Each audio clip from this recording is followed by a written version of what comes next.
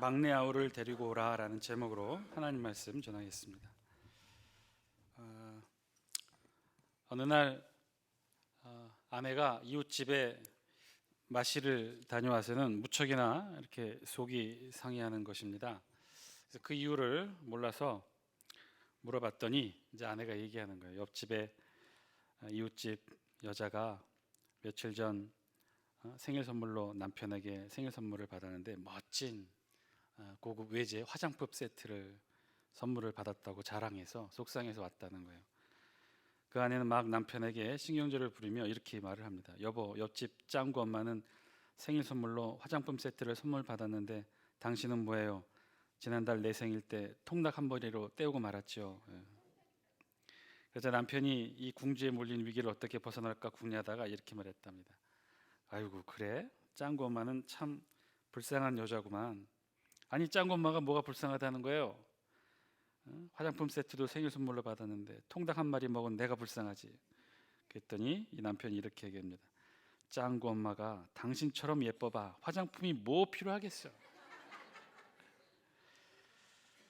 그날 밤 그 집은 큰 싸움 없이 무사히 넘어가게 되었답니다. 옛날 똑같은 사건으로 싸우게 되었던 이 두 서로 다른 가정이 있었답니다. 한 마을에 사는 똑같은 비슷한 가정인데 사건의 발달은 두 집 모두 똑같이 갓 시집온 며느리들이 솥에다가 첫날 밥을 하는데 밥을 태웠다는 거예요. 그러자 첫 번째 집에 시어머니가 며느리에게 이렇게 말했답니다. 어이구, 너는 밥도 제대로 못하고 태웠냐? 도대체 친정에서 뭘 배웠어? 이렇게 구박을 했어요. 그랬더니 며느리가 잘 참고 들어야 되는데 꾸지람을 참지 못하고 그만 되봤습니다. 어머니, 제가 일부러 그랬나요? 처음부터 잘하는 사람이 어디 있다고? 어머니는 시집와서 처음에 안 그랬나요? 하고 대들었다는 거죠. 옆에서 지켜보던 시아버지가 막 화를 내며 야단칩니다. 넌 어디서 말대꾸하느냐고 야단을 치게 되고, 이것을 지켜보던 또 남편이 섹시가 처음 시집와서 부모에게 대든다고 섹시에게 손찌검을 한 거예요. 그러자 세댁은 그래 죽여라 죽여 하고 대들다가 결국 얻어맞아서 죽게 되었고 남편은 감옥에 가게 됐다는. 근데 똑같은 마을에 똑같은 비슷한 시기에 같은 사건이 일어나는데 이 집에도 같이 집온 며느리가 너무 긴장을 해서 첫날 밤 밥을 새카맣게 태웠답니다. 그랬더니 시어머니가 며느리 무안하지 않게 하려고 이렇게 말했답니다. 얘야, 내가 너무 물을 적게 부어서 태우게 되었구나. 내 탓이다. 옆에서 지켜보던 시아버지가 이렇게 말했답니다. 아니야, 내가 장작을 너무 굵게 쪼개서 밥이 그만 탔네. 옆에 있던 신랑이 얘기합니다. 아니야, 내가 물을 너무 적게 길어와서 그렇게 되었어. 하고 서로 이해하고 감싸주게 되니까 그 집은 오히려 밥 태운 일로 가정이 더 화목해지게 되었답니다. 옛날 내려오는 전설의 이야기인데요. 여러분 어떠신가요?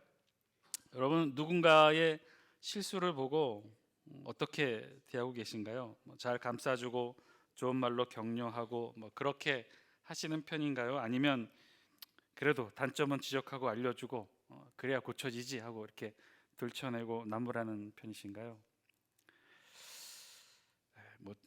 여러분 얘기 아니고 제 얘기입니다. 제가 그러지 못해요. 집사람 음식 맨날 투정하고요. 잘해야 되는데 한편으로는 그런 생각하죠. 이 맛없는 걸 맛있다고 먹는 게 나을까? 그래도 맛없다고 얘기를 해주는 게 나을까? 사실 우리 모두 그렇죠. 천사가 아닌 이상 늘 상대의 실수, 상대의 단점, 상대의 잘못을 보고 항상 감싸주고 격려하고 칭찬해주며 산다는 것 사실 쉽지 않죠. 그렇지 못하죠. 때로는 화도 내고 때로는 심한 말로, 요즘 말로 지적질도 좀 하고 큰 소리도 내고 그렇게 살아가는 게 사실 우리네 삶이죠. 그런데요, 돌아보면 똑같은 것 같아요. 나도 그러는데, 나도 그렇게 생각하고, 나도 그렇게 들춰내고, 나도 그렇게 지적질하고 하는데 그런 나를 보는 상대는 또 오죽하겠습니까? 상대도 또 똑같이 그러겠죠. 나도 다 용서 못하고, 나도 어쩔 수 없이 화내고, 나도 짜증내고, 나도 지적질하고, 그러다가 또 좋은 의도랍시고 좋은 마음이랍시고 다 너를 위해서랍시고 또 상처를 주고 또 비수를 꽂고, 그리고는 또 그 아파하는 그를 향해 지가 잘못하고 지가 화낸다고 또 더 몰아붙이고. 사실 그렇게 우리네 삶을 보면요, 늘 그런 감정들이 쌓이고 쌓여서 늘 우리 안에는 두터운 마음의 벽이 늘 있게 되죠. 오늘 말씀을 통해 우리 이런 마음의 벽들이 이제 조금씩 무너져 내리는 삶을 살았으면 좋겠습니다. 회개와 용서, 사실 하나님께만 우리 하지 마시고요, 서로가 서로에게 온전한 회개와 완전한 용서를 할 수 있는 우리 모두가 되었으면 좋겠습니다.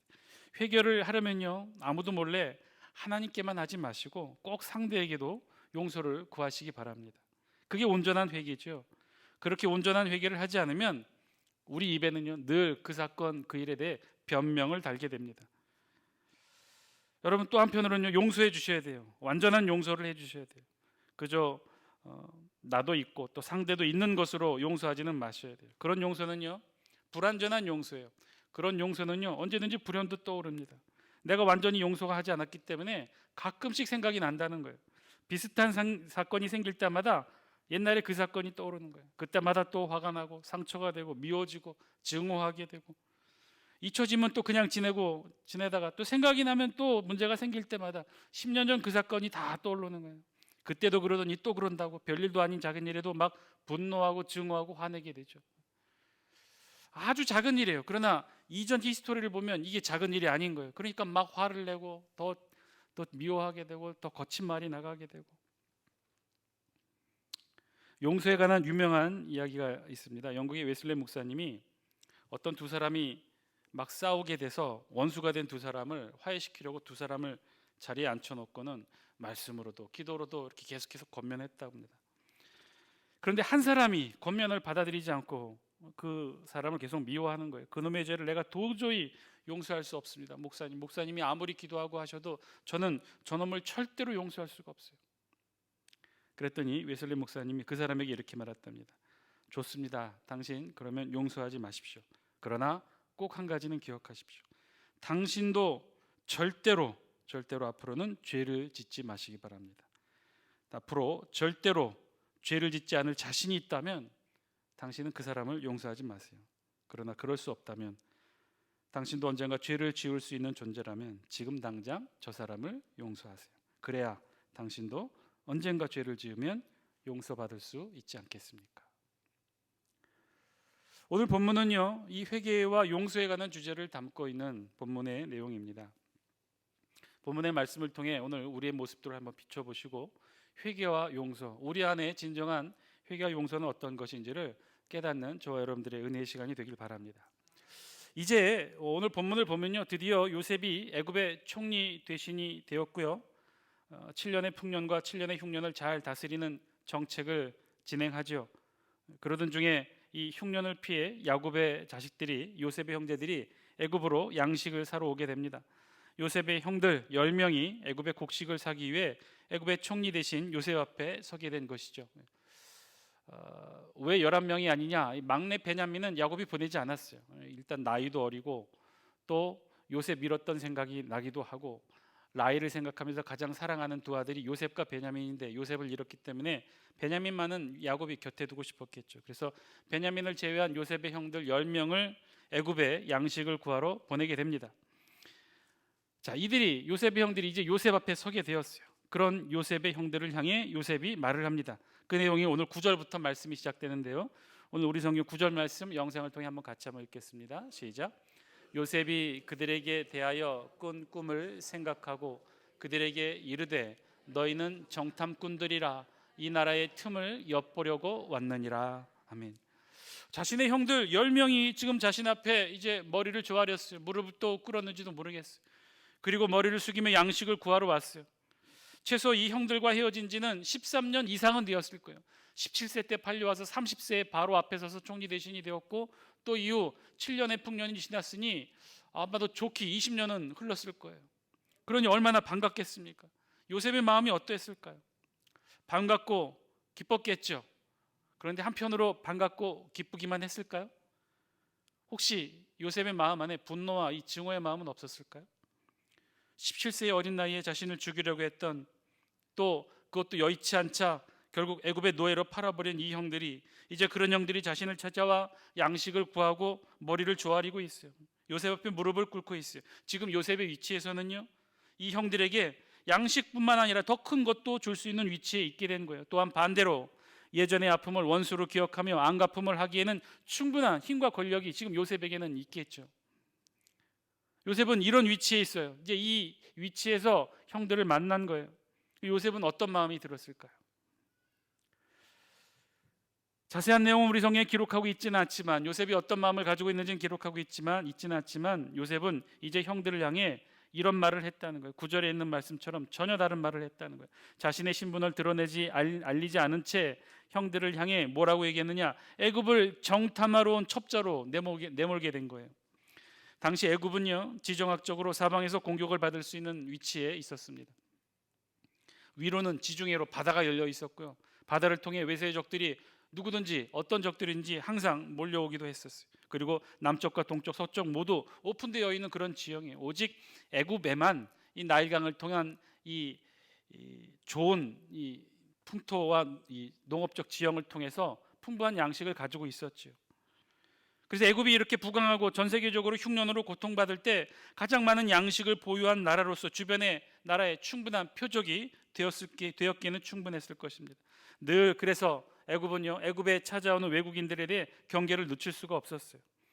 그래서 늘 정탐꾼들을 가려내는 일들 또한 게을리하지 않았던 것이죠.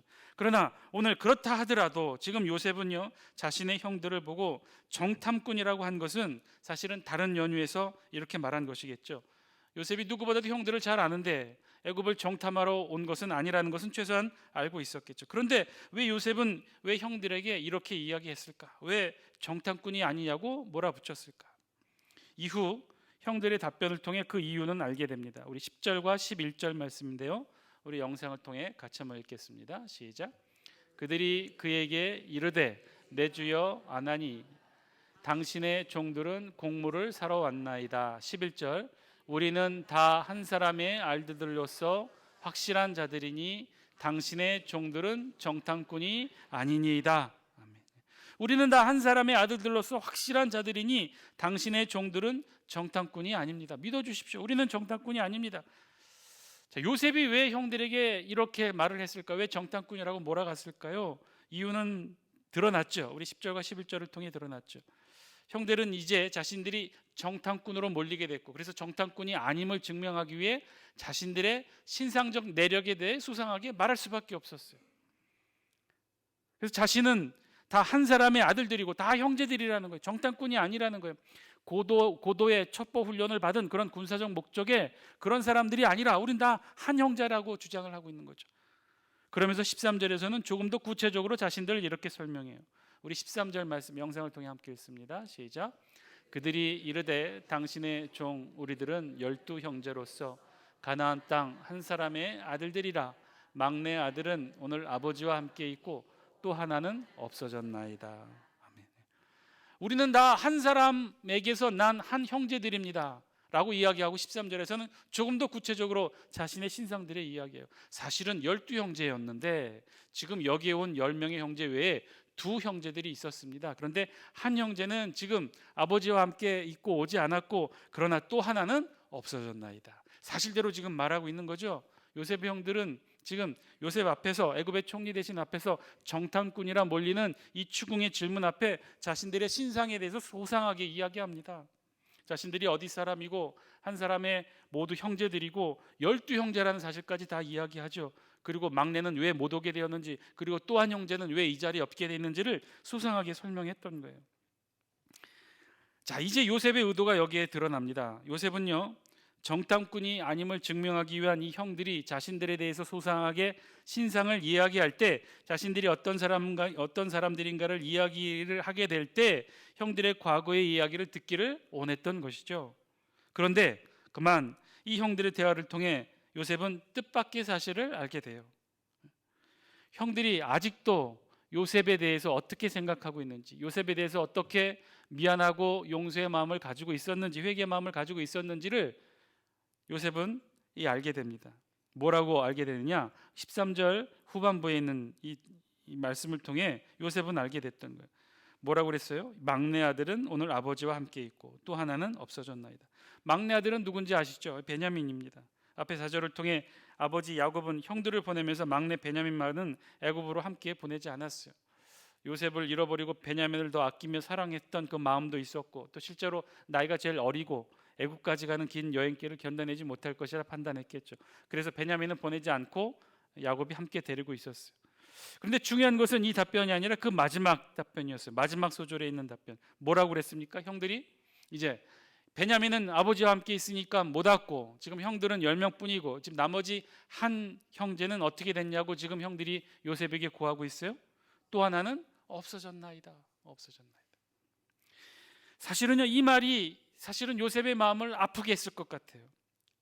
왜 아프게 했을 것 같으냐? 하나는 없어졌나이다. 어떻게 이야기하면 맞는 표현인지도 모르겠어요. 누구를 지칭하는 표현이죠?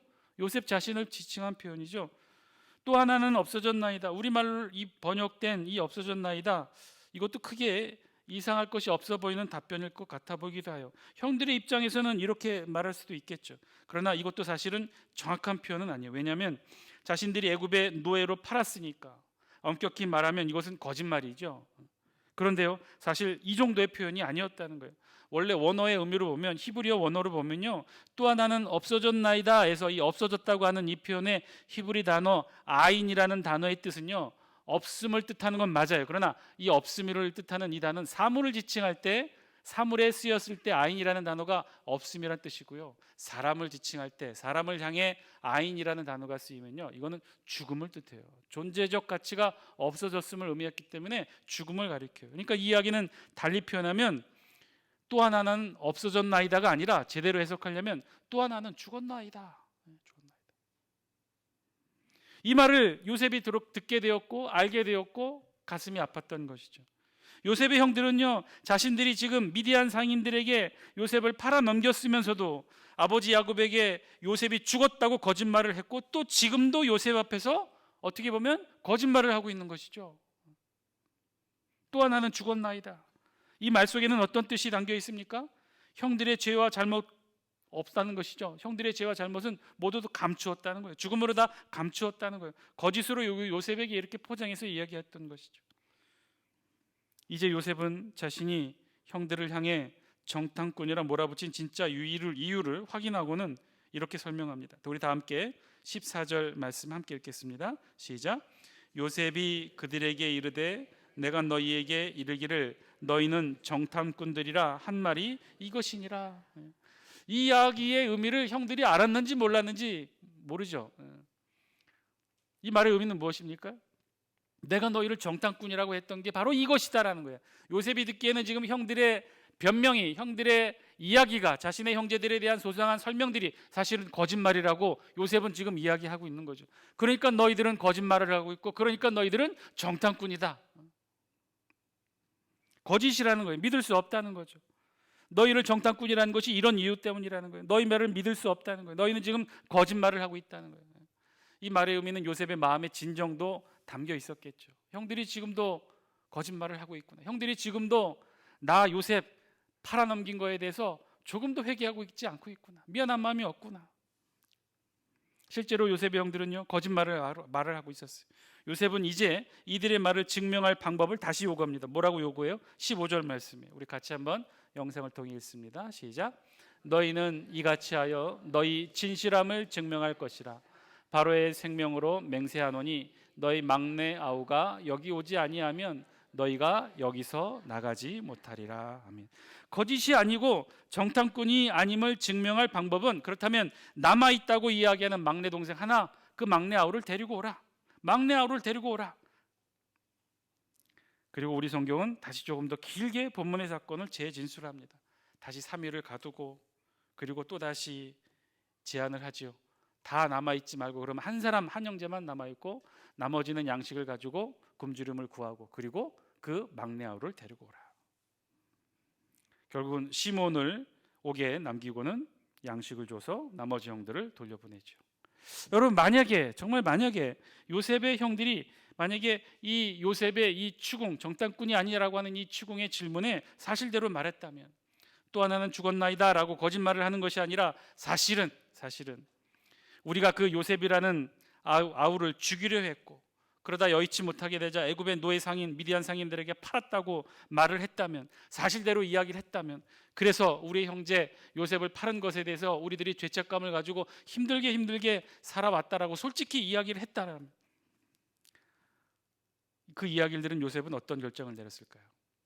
우리가 나중에 이후 살펴보겠지만 이 42장 이후 43장, 44장, 45장에 걸쳐 3장에 걸쳐서, 아니 4장에 걸쳐서, 4장에 걸쳐서 아주 길고 지루한 요셉과 요셉 형들 사이에 공방이 이어져 가요. 만약에 형들이 사실대로 요셉의 이 질문에 사실대로 자신들이 고백을 하고 이야기를 했다면, 제대로 이야기를 했다면, 제대로 회개하는 마음으로 요셉에게 이야기를 했다면, 요셉은 아마도 추정컨대 바로 용서하고 화해의 장면 45장으로 건너뛰어서 형들을 부둥켜 안고 울었겠죠. 사실대로 말하지 않는 형들을 보면서 요셉은 형들이 자신들의 죄를 온전하게 회개하지 못했음을 깨닫습니다. 그래서 요셉은요, 아주 길고 지루한 방식으로 형들과의 껄끄러운 관계를 풀어가요. 사랑하는 장숙기 성도 여러분, 오늘 말씀을 통해 우리에게 주시는 하나님의 음성, 저와 여러분이 함께 들을 수 있게 되길 바랍니다. 요셉과 요셉의 형들, 오늘 본문의 요셉과 요셉의 형들은요, 한마디로 얘기하면 온전한 회개를 하지 못했고요, 요셉은요 완전한 용서를 하지 못했어요. 그로 인해 아주 길고 긴 화해의 과정들을 거치게 되었어요. 결국은 그 과정으로 인해 역으로 하나님은 큰 역사의 손길을 만드셨고 야곱의 일가가 애굽으로 들어오게 되는 역사를 이루게 되기도 하지만, 사실 그 안에서 일어나는 사건의 긴장 관계는 회개와 용서의 부족함이었어요. 형들은 온전한 회개를 이루지 못했고요, 요셉은 그에 따른 완전한 용서를 이루지 못했어요. 오랜만에 만난 형들을 요셉은 반갑게 만날 수가 없었어요. 자신을 드러내고 포옹하지도 못했어요. 자신이 누구인지를 알리지도 못했어요. 요셉의 형들도 동생 앞에 떳떳하지 못한 모습으로 고개를 숙일 수밖에 없었어요. 자신들을 정탐꾼이라 몰아붙이는 이에게 자신의 가족과 내력을 설명하면서 거짓말을 할 수밖에 없었다는 거예요. 자신들이 죽이려고 했고, 자신들이 결국 애굽의 노예상으로 팔았던 그 또 다른 형제, 그냥 죽었다라고 거짓을 이야기할 수밖에 없었죠. 오늘 말씀을 통해 우리의 모습도 돌아보길 원합니다. 저와 여러분, 우리는 어떻게 살고 있나요? 온전한 회개, 완전한 용서 잘하고 계십니까? 사실은 우리도 그렇지 못한 삶 살고 있죠. 우리도 그렇지 못하다면요, 우리의 관계도 사실은 매끄럽지 못한 관계일 거예요. 요셉과 요셉의 형들이 20년 만에 만났지만 서로가 서로를 알리지 못하고 서로가 서로를 정탐꾼이라 거짓말이라 이야기하며 껄끄러운 관계에서 만남을 이어갔던 것처럼, 우리도 온전한 회개, 완전한 용서하지 못하면요, 우리 사이에서도 그런 관계가 유지된다는 거예요. 우리도 매끄럽지 못한 관계를 이어간다는 거예요. 반가워도 반가워하지 못하고 솔직히 말하지도 못하고 끝까지 서로를 속이고 밝히지 못하는 그런 관계로 계속해서 살아가겠죠. 말씀을 통해 오늘 주시는, 저와 여러분들에게 주시는 하나님의 음성, 저와 여러분들이 들을 수 있게 되길 바랍니다. 온전한 회개, 완전한 용서, 그렇게 삶을 살아가시는 저와 여러분들의 삶이 되시길 바랍니다. 회개하시려면요, 제대로 하십시오. 하나님 앞에서 몰래 하지 마시고 당사자에게 떳떳이 나아가 온전하게 용서를 구하세요. 용서하시려면 완전하게 용서하십시오. 하나님 앞에서만 용서하지 마시고 상대에게 다가가 완전히 용서를 해 주십시오. 그래야 온전한 회개, 완전한 용서가 있는, 우리 안에 마음의 벽이 쌓이지 않는 온전한 관계로 서로가 서로를 부둥켜 안는 그런 공동체 관계를 이루게 되지 않을까요? 우리 가정 안에서도 마찬가지고, 우리 지역 안에서도 마찬가지고, 이웃과의 관계에서도 마찬가지일 것입니다. 특별히 우리 함께 신앙생활하고 있는 우리 교회 공동체 안에서 온전한 회개와 완전한 용서가 이루어지는, 그래서 껄끄럽지 않은 관계로 남은 여생 살아갈 수 있는 저와 여러분들의 삶이 되기를 주의 이름으로 간절히 축원드립니다. 그렇게 아름다운 관계 이루어갈 때 우리 사이에 온전한 관계가 이루어져요. 여러분, 잊혀진다고 다 해결되는 거 아닙니다. 우리 경험해봐서 아시잖아요. 절대 그 껄끄러운 관계는 잊혀짐으로 해결되진 않아요. 물론 잊혀져서 그 감정이 누그러질 수는 있을 거예요. 그 감정이 작게 축소될 수는 있을 거예요. 그러나 그 비슷한 사건이 발생하면요, 그 밑에 내재되어 있던 그 차갑고 처절했던 상처의 감정들이 일순간에 다 함께 불들러 올라와요. 우리가 볼 땐 정말 아무것도 아닌 일인데 그런데 분노하는 거예요. 싸우게 되는 거예요. 서로가 증오의 칼날로 비수를 꽂게 되는 거예요. 아주 작은 일인데. 왜냐하면 그 사건들이 해결되지 않은 이들에게 이 사건은 작은 사건이 아니기 때문에 그렇죠. 사랑하는 장수교 성도 여러분, 온전한 회개, 완전한 용서가 함께하는 우리 장수교회 공동체가 되기를 바랍니다. 우리 장수교회 모든 성도들의 그러한 가정 되기를 바랍니다. 오늘 다 함께 우리 이 기도 제목 놓고 함께 기도할 수 있었으면 좋겠어요. 우리 안에 해결되지 못한 껄끄러운 마음들이 있습니까? 요셉과 요셉의 형제들이 20년 만에 만났으나 서로가 형제요 동생임을 밝히지 못하고 껄끄러운 관계로 서로가 서로를 정탐꾼이라 거짓말이라 이렇게 하는 그런 관계, 오늘 우리 안에서도 있지는 않는지. 늘 함께 보지만 같은 교회 식구로, 같은 구역 식구로, 또 같은 가정 안에서, 같은 지역 안에서, 같은 이웃 안에서 살아가지만 우리 껄끄러운 관계로, 그저 그렇게 불편한 관계로, 그저 그렇게 오래전에 잊혀졌던 그 마음의 앙금들 남겨있은 채 그렇게 보면서 오늘도 애써 웃음 지으며 웃고, 오늘도 애써 진심이 담기지 않는 인사말로 인사하며 그렇게 지내고 있지는 않는지, 오늘 말씀을 통해 우리의 모습 서로 돌아보며 비춰볼 수 있게 되길 바랍니다. 하나님이 원하시는 관계는요, 온전한 회개와 완전한 용서의 관계인 줄 믿습니다. 우리 그렇게 우리 주변에 불편한 관계, 껄끄러운 관계, 매끄럽지 못한 관계에 있는 이들 다 떠올리면서 이 시간 하나님 앞에 용서를 구하시고 회개하시고 당사자 앞에서도 용서하시고 또 용서를 구하는 우리의 관계가 되기를 주의 이름으로 간절히 축복하고 기도합니다.